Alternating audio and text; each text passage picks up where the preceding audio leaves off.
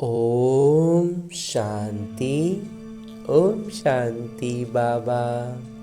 आज हम अध्ययन करने जा रहे हैं परम पिता परमात्मा के अनमोल मधुर महावाक्यों को। और ये मुरली अमूल्य है, अनमोल है। ये हम तब अनुभव करते हैं जब बाबा के परम पिता परमात्मा के चैतन्य उपस्थिति में इसका अध्ययन करते हैं। और तब जब बाबा की मुरली की एक एक बात हमारे बुद्धि में ऐसे गूंजती है जैसे बाबा मेरे साथ खड़े हैं और मुझसे कान में कह रहे हैं।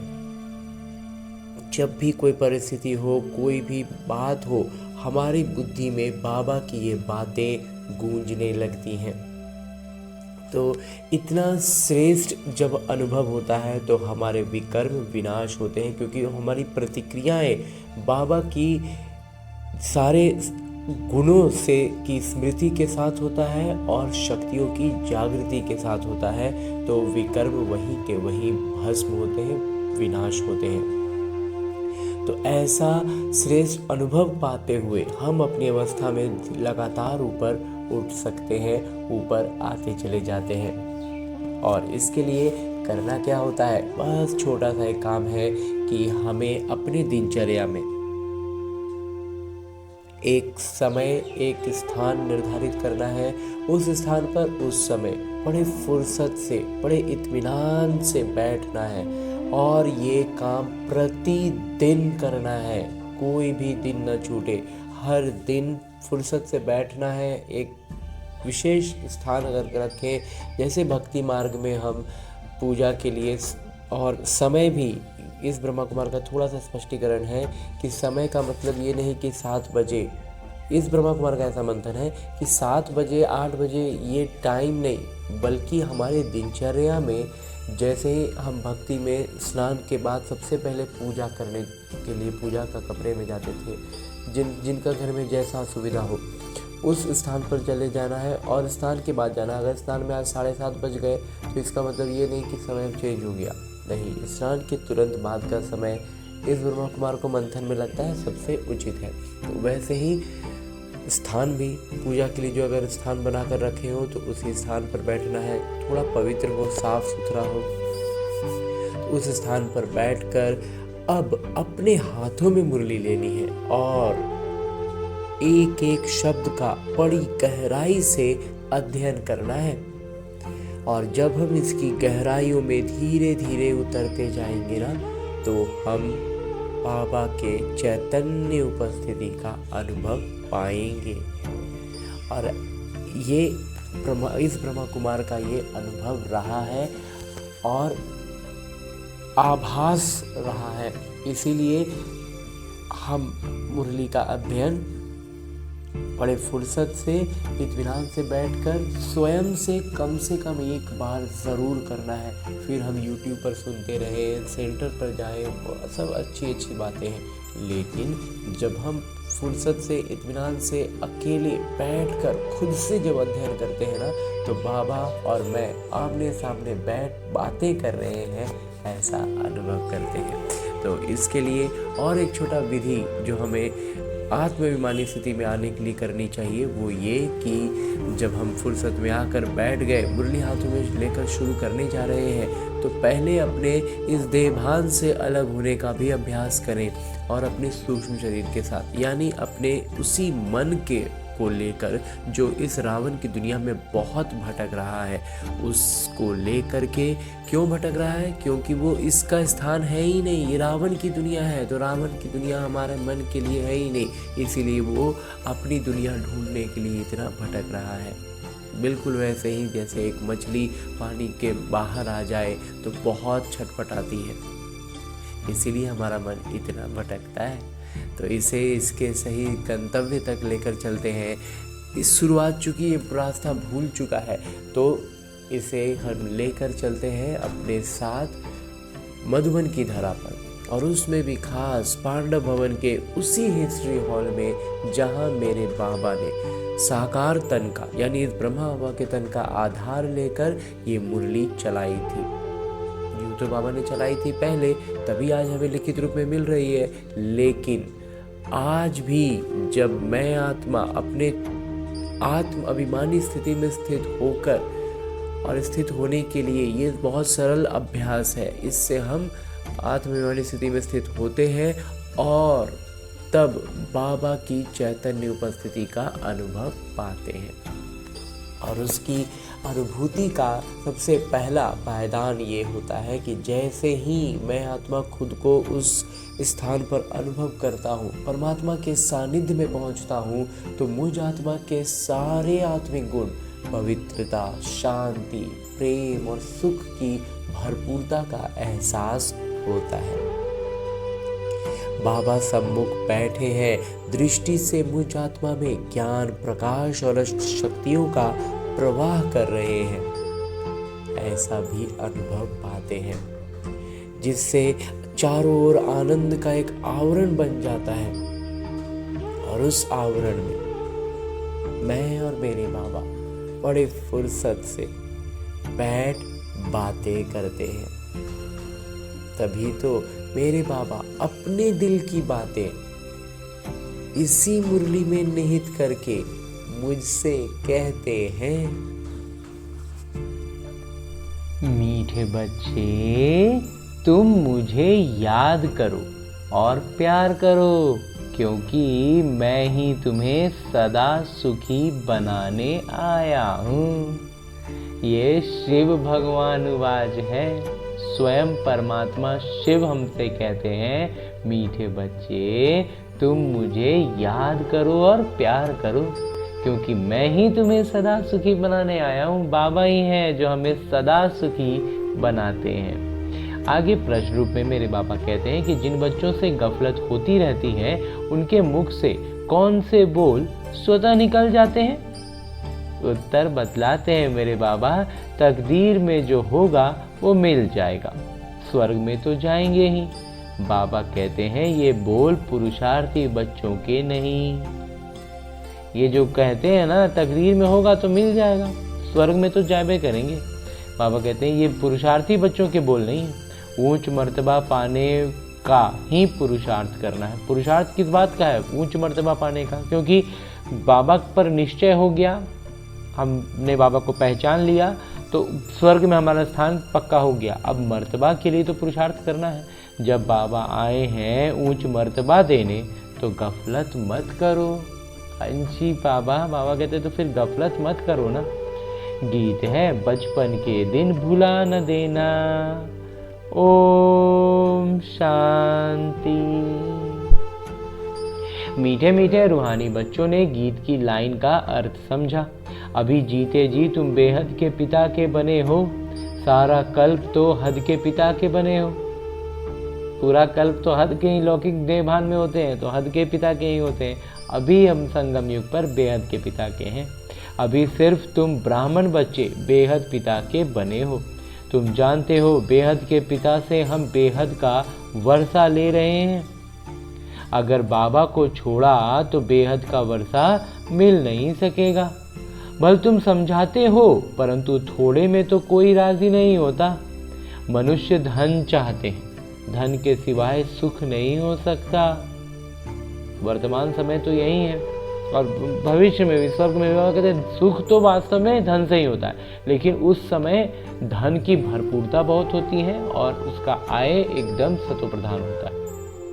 सब कुछ पहले ही से भरा पूरा होता है। वो कहते हैं धन भी चाहिए, शांति भी चाहिए, निरोगी काया भी चाहिए। तुम बच्चे ही जानते हो दुनिया में आज क्या है, कल क्या होना है। हमें पूरा स्पष्ट पता है ना। विनाश तो सामने खड़ा है और कोई की बुद्धि में ये बातें नहीं है।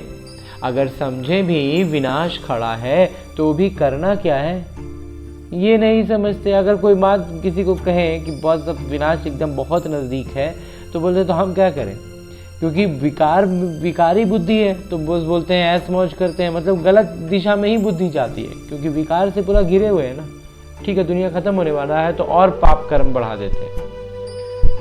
इसलिए बाबा कहते हैं अगर समझ भी जाए, मान भी लें कि बहुत जल्द दुनिया का विनाश होने वाला है, तो भी समझेंगे तब ना कि करना क्या है, तुम बच्चे समझते हो कभी भी लड़ाई लग सकती है, थोड़ी चिंगारी लगी तो भंभट मच जाने में देरी नहीं लगेगी। बाबा कहते थोड़ा भी देर कहीं पर हो गया ना शुरू, लड़ाई लग गया ना, तो फिर भगदड़ वाली स्थिति हो जाएगी, भागो बचाओ।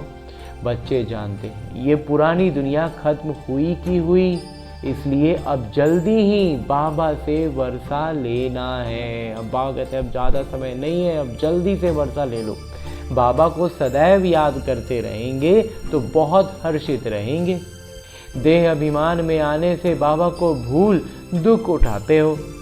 जितना बाबा को याद करेंगे उतना बेहद के पिता से सुख उठाएंगे। यहाँ तुम आए ही हो ऐसे लक्ष्मी नारायण बनने। राजा रानी का और प्रजा का नौकर चाकर बनना, इसमें बहुत फर्क है ना। बाबा कहते हैं हम यहाँ आए हैं लक्ष्मी नारायण बनने, और हम राजा रानी ना बन करके नौकर चाकर बने, तो बाबा कहते हैं तो बहुत का फर्क हो जाएगा ना। अभी का पुरुषार्थ फिर कल्पांतर के लिए कायम हो जाता है। बाबा कहते हैं अभी जो पुरुषार्थ कर रहे हैं ना, ये फिर कई कल्प तक ये चीज़ हो जाएगा, तो पिछाड़ी में सबको साक्षात्कार होगा हमने कितना पुरुषार्थ किया है। अब भी बाबा कहते हैं अपनी अवस्था को देखते रहो, निरंतर अपनी अवस्था पर बुद्धि सजग रखेंगे ना, तो हम अपनी स्थिति को ऊपर उठा पाएंगे। वही नहीं रखेंगे, सारणी ही नहीं बनाएंगे, चार्ट नहीं रखेंगे, तो बाबा कहते हैं ऊपर कैसे उठेगा। मीठे ते मीठे बाबा जिससे स्वर्ग का वर्षा मिलता है, उनको हम कितना याद करते हैं। तुम्हारा सारा मदार ही याद पर है, हम कितना ज़्यादा बाबा की याद में है, उनकी गुणवत्ताएं शक्तियाँ कितनी जागृत होती हैं, इसी पर सारा मदार है। जितना याद करेंगे उतना खुशी भी रहेगी। समझेंगे अब नज़दीक आकर पहुँचे हैं, कोई थक भी जाते हैं, पता नहीं मंजिल कितनी दूर है। कुछ बच्चे को क्या होता है, थोड़ा थका हुआ लगने लगता है, उनको थोड़ा सा भी ज्ञान की स्पष्टता में कमी होती है ना, तो माया तड़ातड़ प्रहार करती है और एकदम से खुद को चोटिल, घायल और थका हुआ महसूस करने लगते हैं। तो लगने लगता है कि पता नहीं मंजिल कितनी दूर है, पहुँचेंगे कि नहीं। पहुँचे तो मेहनत भी सफल हो, पहुँच जाए तब तो मेहनत सफल हो जाएगा ना। अभी जिस मंजिल पर तुम जा रहे हो दुनिया नहीं जानती है। अभी हम जिस मंजिल के लिए अपना पुरुषार्थ कर रहे हैं, हम अपनी पूरा ऊर्जा लगा रहे हैं, उस मंजिल को कोई जानता ही नहीं है। दुनिया को ये भी पता नहीं कि भगवान किसको कहा जाए, भगवान है कौन, क्या है, यथार्थ रीति को भगवान को ही नहीं जानते। कहते भी हैं भगवान, फिर कह देते ठीक कर बितर में है। एक तरफ कहते हैं भगवान है और दूसरी तरफ कह देते हैं कि सर्वव्यापी है। बस वहीं बहुत बड़ा गलती हो जाता है। अभी तुम बच्चे जानते हो हम बाबा के बन चुके हैं, अब बाबा की ही मत पर चलना है। भल विलायत में हो, वहाँ रहते भी सिर्फ बाबा को याद करना है, तुमको श्रीमत मिलती है। आत्मा को तमो प्रधान से सतो प्रधान सिवाय याद के हो न सके। बाबा कहते आत्मा जो है ना वो तमो प्रधान सतो प्रधान सिवाय बाबा की याद के और कोई दूसरा उपाय नहीं है। तुम कहते हो बाबा हम आपसे पूरा वर्षा लेंगे, जैसे हमारे मम्मा बाबा वर्षा लेते हैं, हम भी पुरुषार्थ कर उनकी गद्दी पर जरूर बैठेंगे। मम्मा बाबा राज राजेश्वरी बनते हैं तो हम भी बनेंगे। इम्तिहान तो सबके लिए एक ही है, तुमको बहुत थोड़ा सिखाया जाता है, सिर्फ बाबा को याद करो। इसको कहा जाता है सहज राजयोग बल। बाबा कहते हैं बस बाबा की याद में रहना, बहुत सरलता से उनकी स्थिति का अनुभव करना, उनके सानिध्य का अनुभव करना, तो वही है बाबा कहते हैं सहज राजयोग बल। तुम समझते हो योग से बहुत बल मिलता है और हम ये अनुभव भी करते हैं। समझते हैं हम कोई विकर्म करेंगे तो सजा बहुत खाएंगे, पद भ्रष्ट हो पड़ेंगे। याद में ही माया विघ्न डालती है, इसीलिए माया भी क्या करता है, उसी याद में विघ्न डालता है। गाया जाता है सद्गुरु का निंदक ठौर न पाए। वो तो कहते गुरु का निंदक, निराकार का किसी को पता ही नहीं है तो सद्गुरु कहते ही नहीं है, गुरु का निंदक कहते हैं, क्योंकि निराकार पिता को पहचानते ही नहीं है। गाया भी जाता है भक्तों को फल देने वाले हैं भगवान, साधु संत आदि सब भक्त हैं। भक्त ही गंगा स्नान करने जाते हैं। भक्त भक्तों को फल थोड़े ही देंगे। तो जब भक्त जा रहे हैं कोई भी पुण्य का काम करने, तो वहाँ फल तो भगवान देंगे ना, एक भक्त दूसरे भक्त को थोड़ी देगा। भक्त भक्तों को फल दें तो फिर भगवान को याद क्यों करें? और अगर भक्त ही भक्त को देने लगे तो फिर भगवान को याद क्यों करें? ये है ही भक्ति मार्ग। सब भक्त हैं, भक्तों को फल देने वाले हैं भगवान। ऐसे नहीं कि ज़्यादा भक्ति करने वाले थोड़ी भक्ति करने वालों को फल देंगे। नहीं, ऐसा नहीं है कि ज़्यादा जो भक्ति में लीन है, बहुत अच्छी से, बहुत बने लौकिक रीति से या लौकिक रीति से बहुत श्रद्धा भाव वाले हैं, तो वो कम भक्ति वालों को फल दे सकते हैं। बाबा कहते हैं ऐसा बिल्कुल नहीं है। भक्ति मतलब भक्ति। रचना को कैसे वर्षा देंगे? वर्षा रचयिता से ही मिलता है। इस समय सब हैं भक्त। जब ज्ञान मिलता है तो फिर भक्ति खुद ब खुद छूट जाती है। ज्ञान जिंदाबाद हो जाता है। ज्ञान बगैर सद्गति कैसे होगी? सब अपना हिसाब किताब चुकतू कर चले जाते हैं। तो अब तुम बच्चे जानते हो विनाश सामने खड़ा है। उसके पहले पुरुषार्थ कर बाबा से पूरा वर्षा लेना है। तुम जानते हो हम पावन दुनिया में जा रहे हैं। जो ब्राह्मण बनेंगे वही निमित्त बनेंगे। ब्रह्मा मुख वंशावली ब्राह्मण बनने के बगैर तुम बाबा से वर्षा ले नहीं सकते। बाबा बच्चों को रचते ही हैं वर्षा देने के लिए।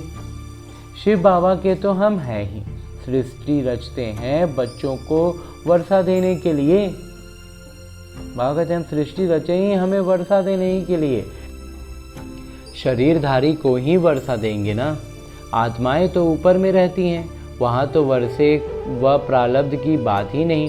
तुम अभी पुरुषार्थ कर प्रारब्ध ले रहे हो जो दुनिया को पता नहीं है। बाबा कहते पुरुषार्थ करके तुम प्रारब्ध ले रहे हो जो बाकी दुनिया को पता ही नहीं है। अब समय नज़दीक आता जा रहा है।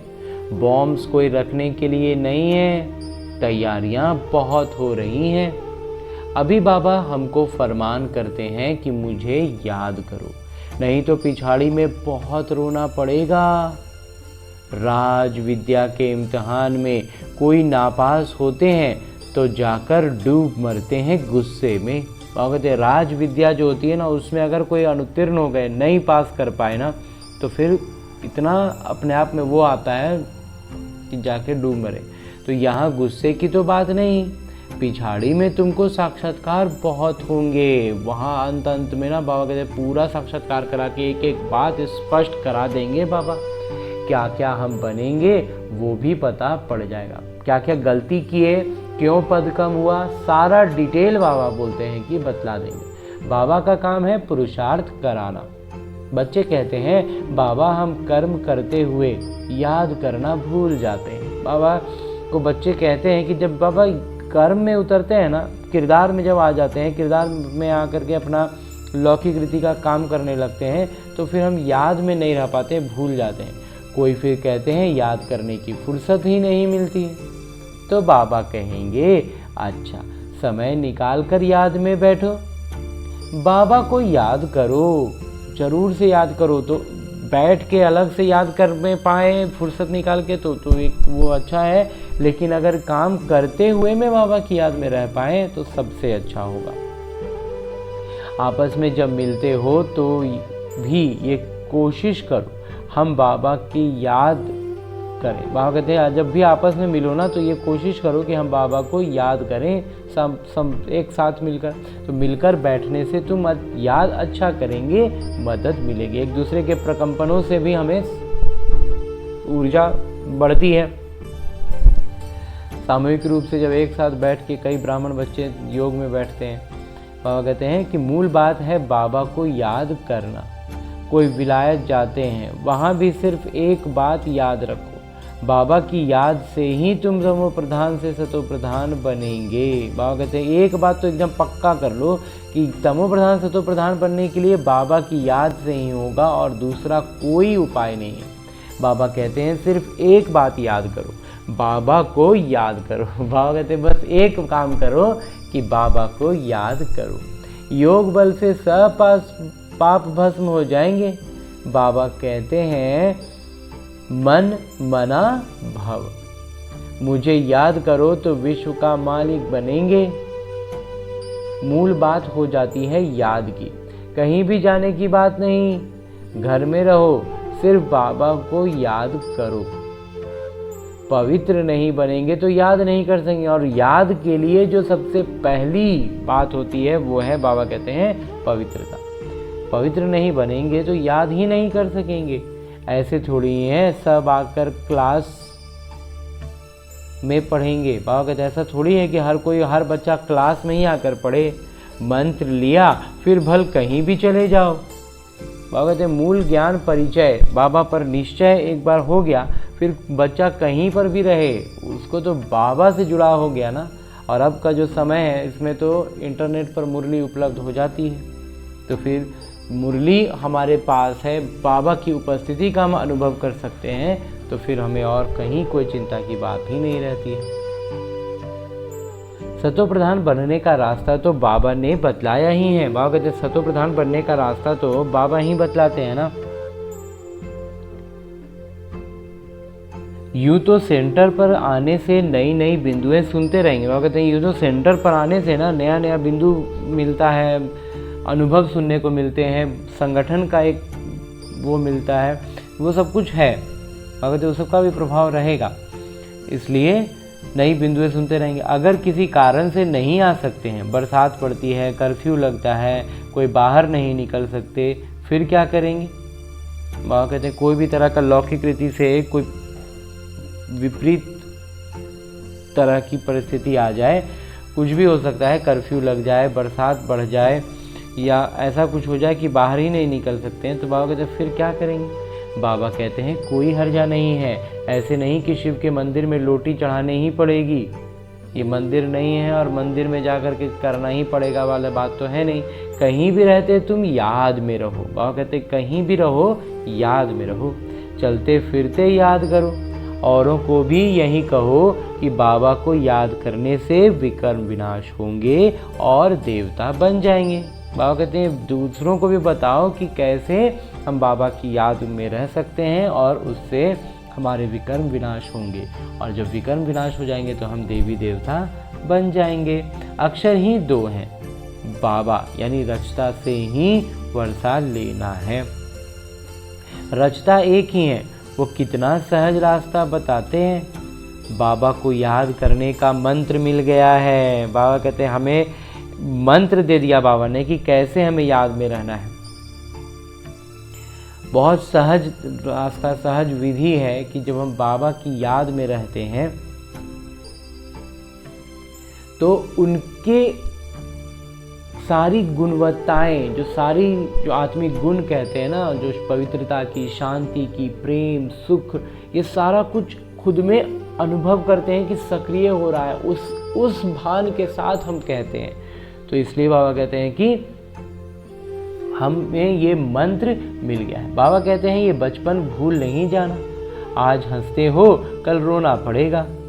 अगर बाबा ने को बुलाया तो बाबा से पूरा वर्षा लेना चाहिए। ऐसे बहुत हैं, कहते हैं स्वर्ग में तो जाएंगे ना, जो तकदीर में होगा वो हो जाएगा, उनको कोई पुरुषार्थी नहीं कहेंगे। बाबा कहते हैं अगर जो ऐसा कोई कह रहा है ना तो फिर उसको पुरुषार्थी नहीं कहेंगे। मनुष्य पुरुषार्थ करते ही हैं ऊंच मर्तबा पाने के लिए। अब जब बाबा से ऊंच मर्तबा मिलता है तो गफलत क्यों करनी चाहिए? बाबा कहते हैं जब बाबा से इतना ऊंच वर्षा हमें मिल रहा है तो फिर गफलत करने का कोई मतलब ही नहीं रह जाता है ना। स्कूल में जो नहीं पढ़ेंगे तो पढ़े के आगे भरी ढोनी पड़ेगी। बाबा कहते हैं अगर अभी पढ़ाई नहीं पढ़ेंगे तो फिर क्या होगा? उस समय के जो राजा रजवाड़ा होंगे उनके सामने उनकी नौकरी करनी होगी, पानी ढोना होगा। नहीं पढ़ेंगे तो भरी ढोनी पड़ेगी।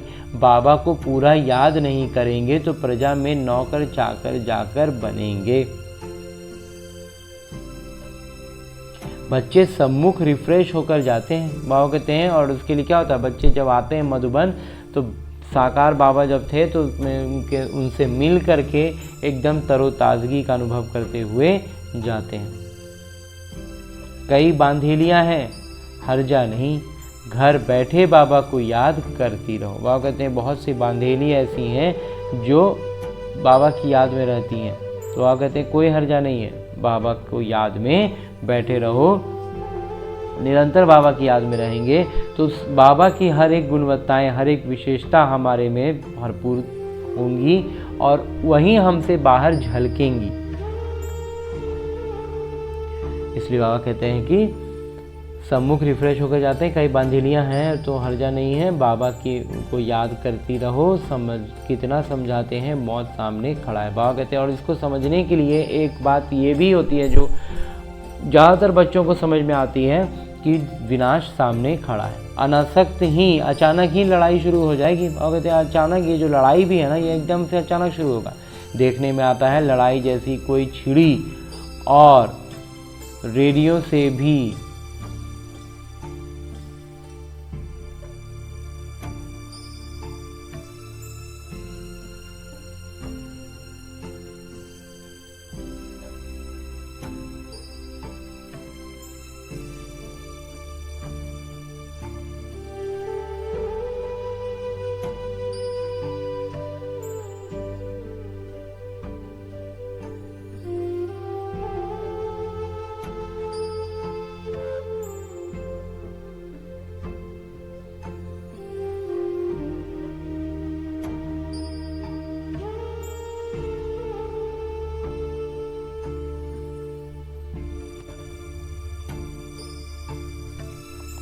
कितना समझाते हैं, मौत सामने खड़ा है, अचानक ही लड़ाई शुरू हो जाएगी। देखने में आता है लड़ाई जैसे कि छिड़ी की छिड़ी, देखने में लग रहा है अब छिड़ेगा कि अब छिड़ेगा। रेडियो से भी सारा मालूम पड़ जाता है। कहते हैं थोड़ा भी गड़बड़ किया तो हम ऐसा करेंगे, पहले से ही कह देते हैं। बॉम्ब्स की मगरूरी बहुत है, बुद्धि में नशा है ना सबको, जो बड़े बड़े रिप्रेजेंट करते हैं अपने अपने देशों को, तो बाबा कहते हैं क्या उनको मगरूरी है, दिमाग में नशा है कि हमारे पास तो फलाना बॉम्ब है, फलाना बॉम्ब है। बाबा भी कहते हैं बच्चे अर्जुन योग बल में तो होशियार हुए नहीं हैं, लड़ाई लग जाए ऐसे ड्रामा अनुसार होगा ही नहीं। बाबा कहते हैं उस समय साकार मुरली जब चल रही है उसमें बाबा कहते हैं कि बच्चे अभी तक योग बल में उतना होशियार नहीं हुए हैं, तो अभी लड़ाई लग जाए ऐसा होगा ही नहीं, ड्रामा में ही नहीं है, इसलिए उस समय नहीं हुआ, लेकिन अब तो होगा ना। बच्चों ने पूरा वर्षा ही नहीं लिया है, अभी पूरी राजधानी स्थापन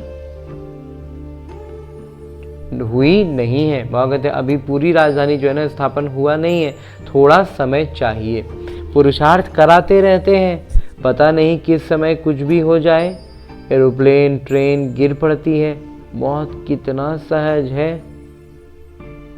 धरती हिलती रहती है, सबसे ज़्यादा काम करना है सबसे ज़्यादा काम करना है अर्थक्वेक को। कहते भूकंप से ही सबसे ज़्यादा विनाश का कार्य जो है, साफ करने का काम सदा अर्थक्वेक करेगा, भूकंप करेगा।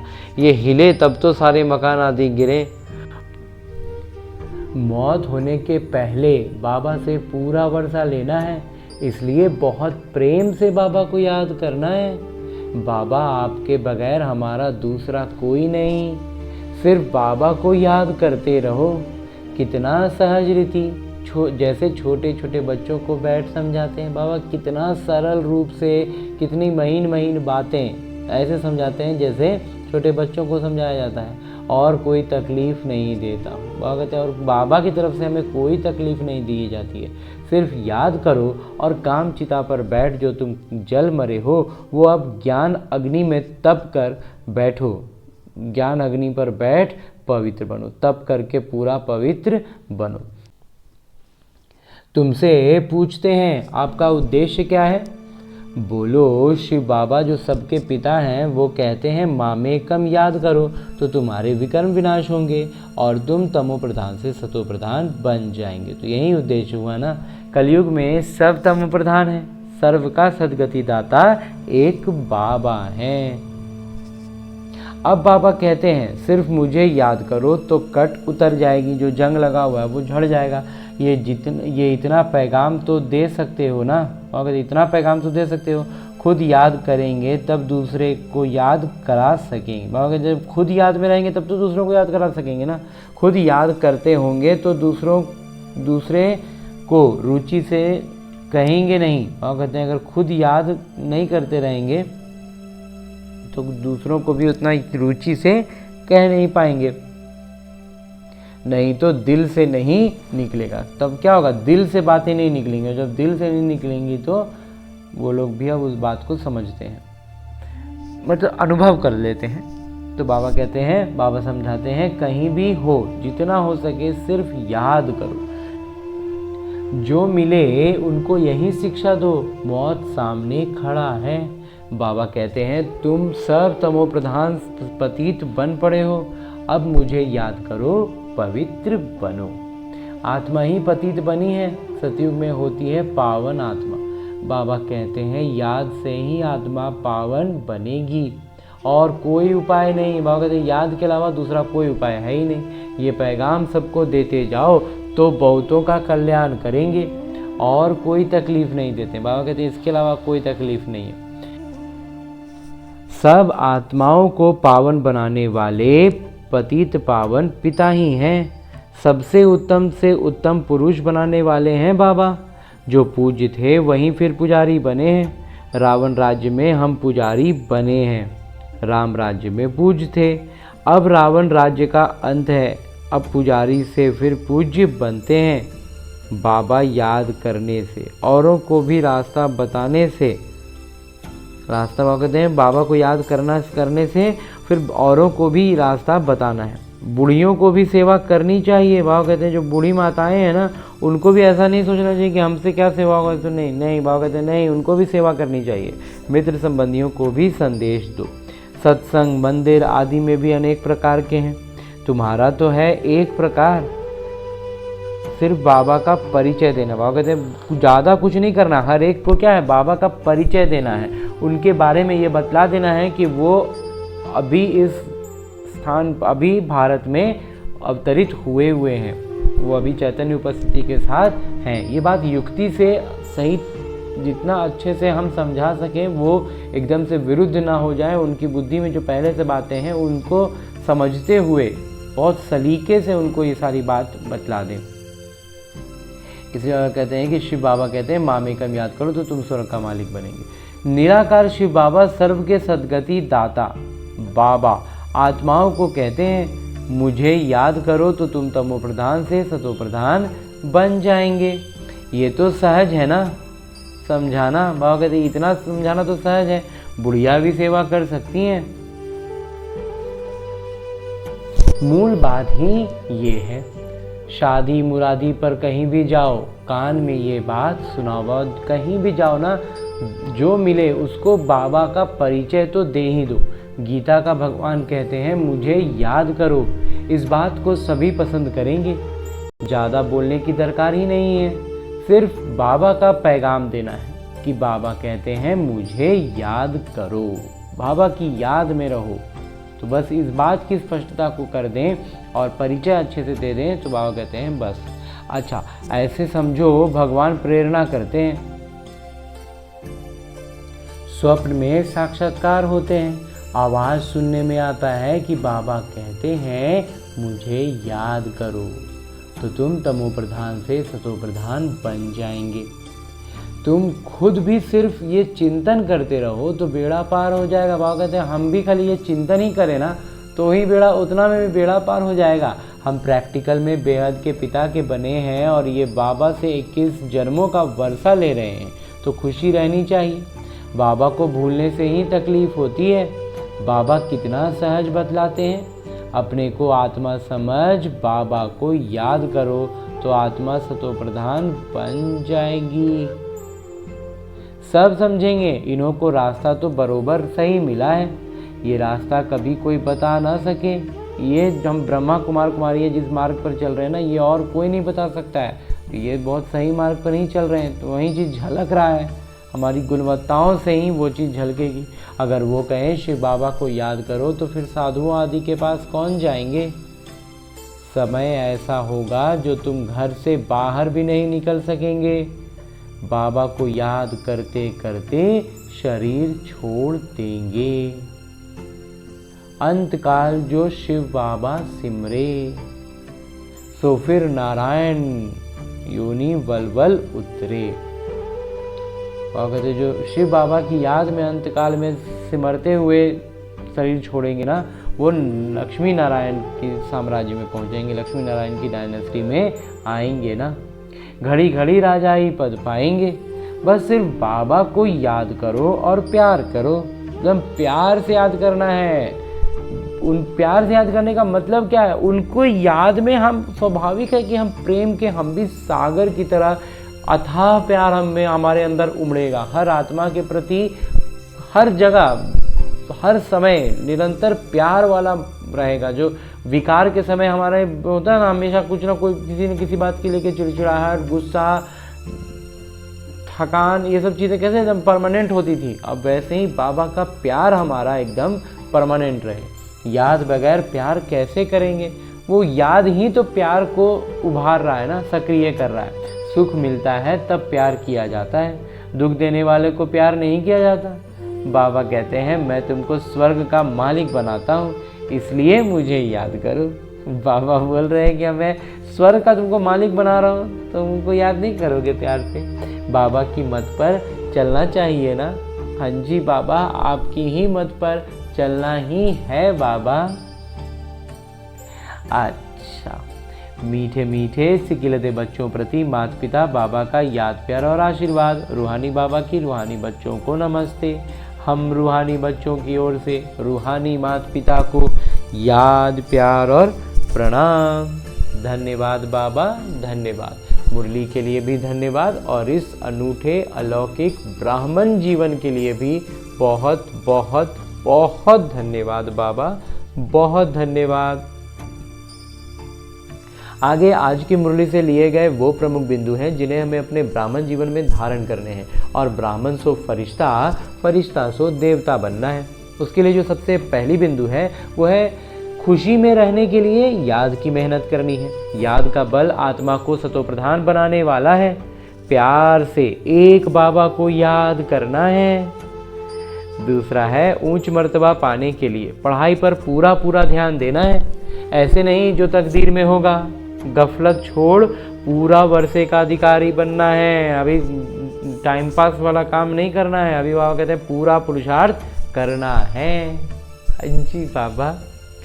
और आगे मेरे बाबा वरदान दे रहे हैं।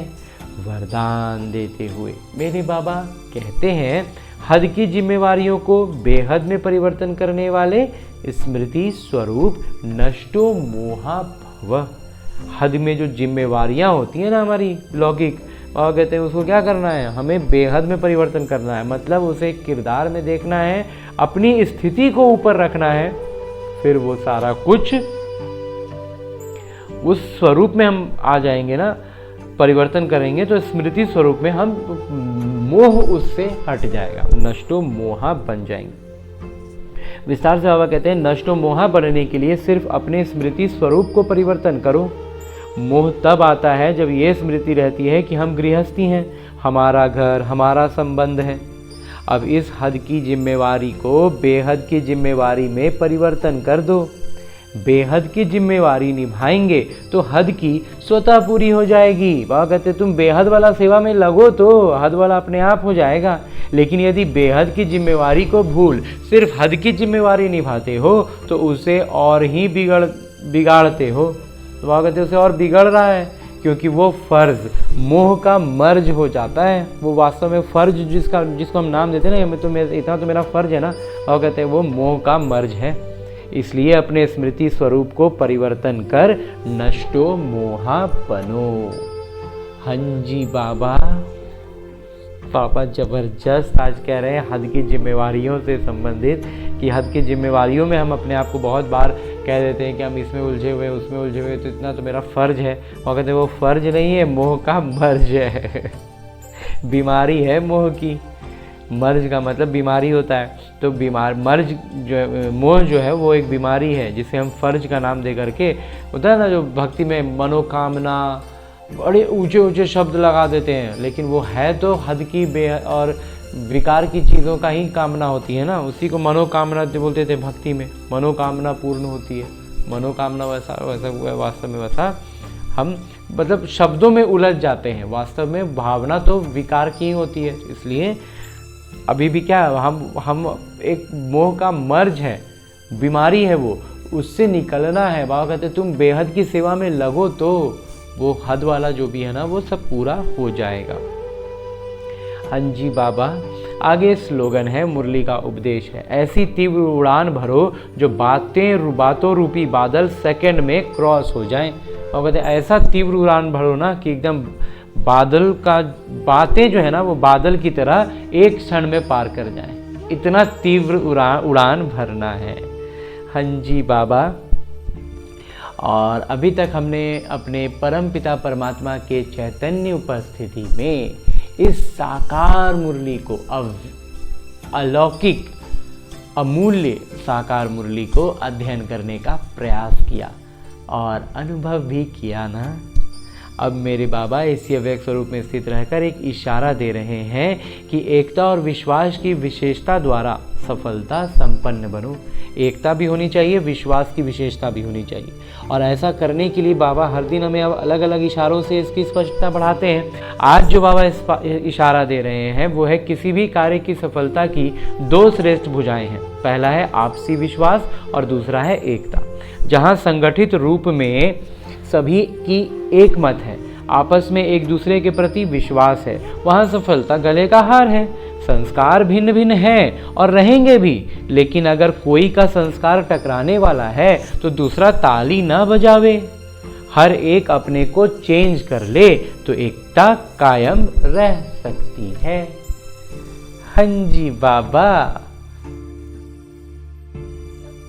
और अब हमने परम पिता परमात्मा का इतना श्रेष्ठ ज्ञान मुरली को उनकी चैतन्य उपस्थिति में अध्ययन किया, उनसे वरदान प्राप्त किया, इशारे अव्यक्त रूप में स्थित होकर बाबा ने जो इशारा दिया उसे भी जान लिया।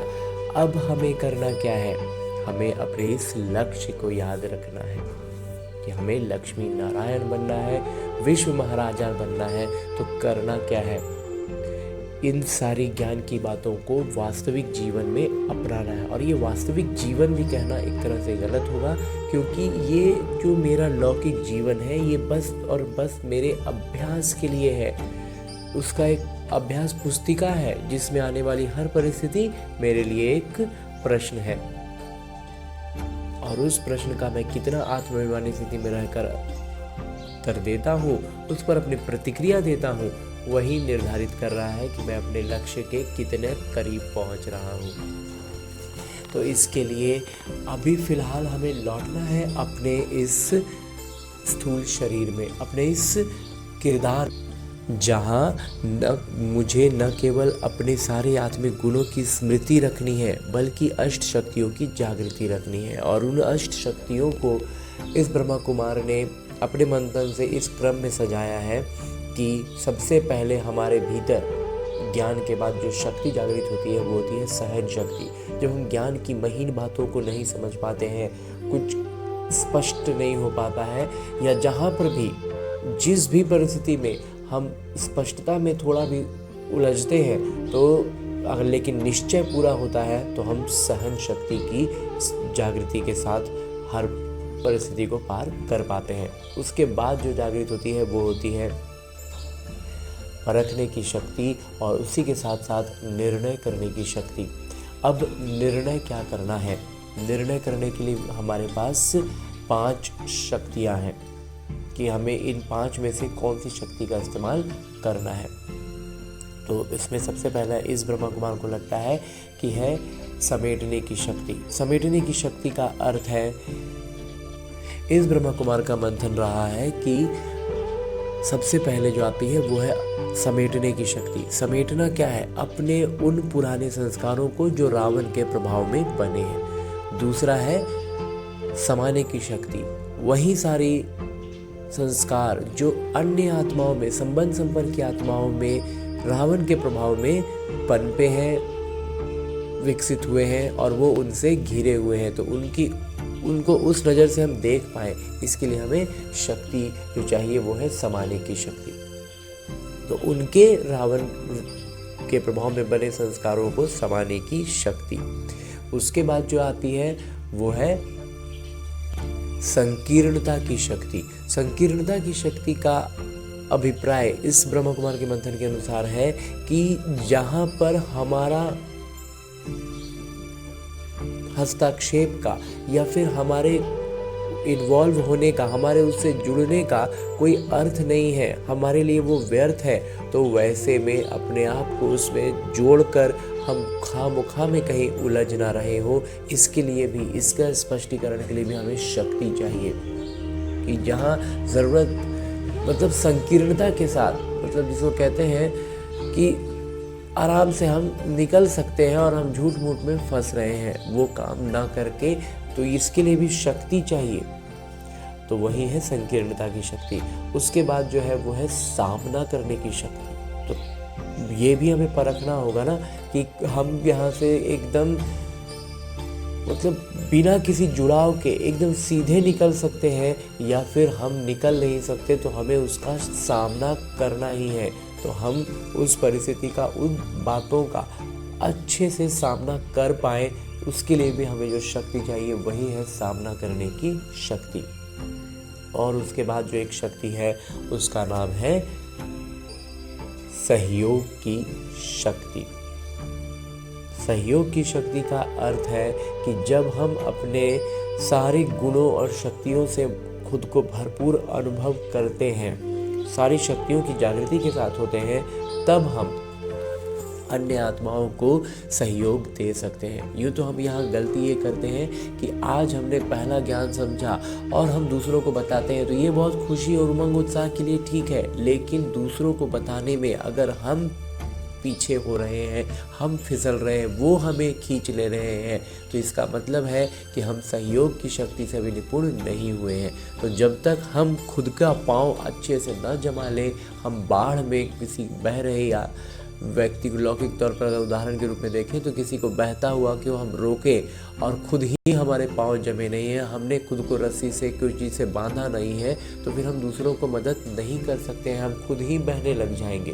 तो इसलिए हमें इस बात का स्मृति रखनी है, इस शक्ति को भी समझना है। तो इस तरह की अष्ट शक्तियों की जागृति के साथ सारे सातों आत्मिक गुणों को स्मृति में रखते हुए सारी प्रतिक्रियाएं हमारे इसी अनुसार हो, ऐसा अभ्यास करने के लिए लौटते हैं अपने इस किरदार में, अपने स्थूल शरीर। अच्छा, ओम शांति।